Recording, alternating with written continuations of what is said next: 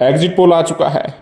बड़े बड़े national level के न्यूज़ चैनल हरियाणा को लेकर कंफर्म नहीं कर पाए हैं कि किस पार्टी को कितनी सीट आएगी।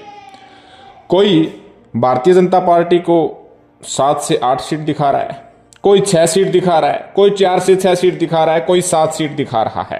कांग्रेस पार्टी को लेकर भी कंफर्म नहीं है। एक बात है कि हरियाणा की राजनीति में अच्छी प्रकार से पैरामीटर बड़े बड़े चैनलों ने भी नहीं तय किए हैं। यानी हरियाणा में जो चुनाव परिणाम होंगे वो चौंकाने वाले होंगे, हैरान करने वाले होंगे। लेकिन इसके पीछे 2 कारण आपको बता दें कि कांग्रेस पार्टी अब भी 5 सीटों पर मुकाबले में है, क्योंकि एग्जिट पोल में भी ये देखने को मिला है और उसके साथ साथ एग्जिट पोल के बाद जो सट्टा बाजार ने अपना आंकड़ा दिखाया है उसमें भी देखने को मिला है। सबसे पहले एग्जिट पोल की बात करते हैं। आप देखिएगा न्यूज़ 24 चाणक्य का एग्जिट पोल, उसमें 4 से 6 कांग्रेस को भी आते हुए दिखाया है और बीजेपी को भी 4 से 6 आते हुए दिखाया है। यानी मध्यम आंकड़ा 5 और 5 के बराबरी का जो है न्यूज़ 24 ने दिखाने की कोशिश की है। इसी प्रकार आज तक भी देख लीजिएगा। आज तक की कहानी भी शायद के तौर पर है कि वे कन्फर्म अच्छी प्रकार से नहीं है कि मिनिमम जो सीट्स हैं वो 6 आ सकती है बीजेपी को, और कांग्रेस को जो है ज़्यादा से ज़्यादा 4 कम से कम 2 सीट आ सकती है। ये कहना है आज तक का भी। लेकिन आपको बता दें कि कांग्रेस पार्टी जिन सीटों पर जो है मुकाबले में है उनमें आपको बता दें कि सिरसा लोकसभा सीट है। काफ़ी नेता तो गारंटी तक देने शुरू कर दिए कि सिरसा सीट पर अच्छे मार्जिन से कांग्रेस पार्टी की प्रत्याशी कुमारी शैलजा जीत रही है। और उसके साथ साथ दूसरी सीट है रोहतक की। रोहतक सीट पर भी दीपेंद्र सिंह हुड्डा की काफ़ी लोग गारंटी दे रहे हैं कि जीत तय है। और तीसरी सीट है सोनीपत की।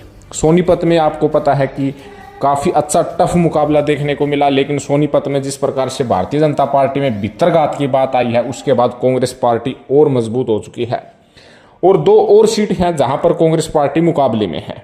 वो है भिवानी में अंदरगढ़ लोकसभा सीट। टफ मुकाबला है, जीत हार का जो अंतर है खुद वहां के कांग्रेस और बीजेपी के प्रत्याशी भी कह रहे हैं कि 40-50 हजार तक ही होगा, ज़्यादा नहीं होगा। और उसके साथ साथ हिसार का मुकाबला तो कहना ही क्या, हिसार का मुकाबला तो 50-50 हो चुका है।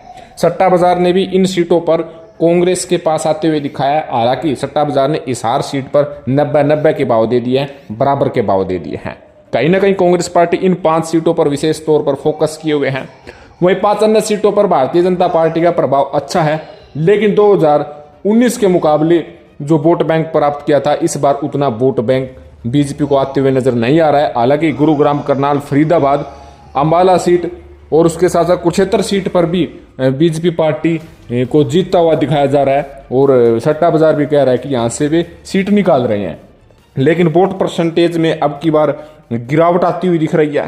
पिछली बार जहाँ 58% वोट बीजेपी को आई थी, अब की बार 48% आ रही है। और आपको ये भी बता दें कि जहाँ कांग्रेस गठबंधन है, जो आम आदमी पार्टी के साथ हरियाणा में गठबंधन है, कांग्रेस गठबंधन को अब की बार 16% वोट बैंक बढ़कर 44% वोट बैंक आता हुआ नजर आ रहा है। खास बात यह है कि भारतीय जनता पार्टी विशेष तौर पर ज्यादा वोट करनाल और गुरुग्राम में ले रही है, जिसके कारण टोटल वोट प्रतिशत को दिखाया जा रहा है। अगर वहां का वोट बीजेपी ज्यादा ले रही है तो अन्य स्थानों पर वोट प्रतिशत उनका गिरेगा तो यानी कटघरे में बीजेपी आएगी। तो कहीं ना कहीं इन 5 सीटों पर विशेष तौर पर सभी का ध्यान है। हरियाणा में मुकाबला मुख्यतः 2 ही पार्टियों का है, वो है बीजेपी और कांग्रेस गठबंधन, और तीसरी पार्टी का कहीं पर मुकाबला नहीं है। अब की बार ये तय है कि जेजेपी पार्टी का वोट प्रतिशत गिरेगा और आईएनएलडी पार्टी का चाहे 1% वोट बढ़े, अब की बार उनका वोट प्रतिशत अवश्य बढ़ेगा। तो आपका इस विषय में क्या कहना है, कमेंट जरूर करें। चैनल को जरूर सब्सक्राइब करें। धन्यवाद। जय हिंद।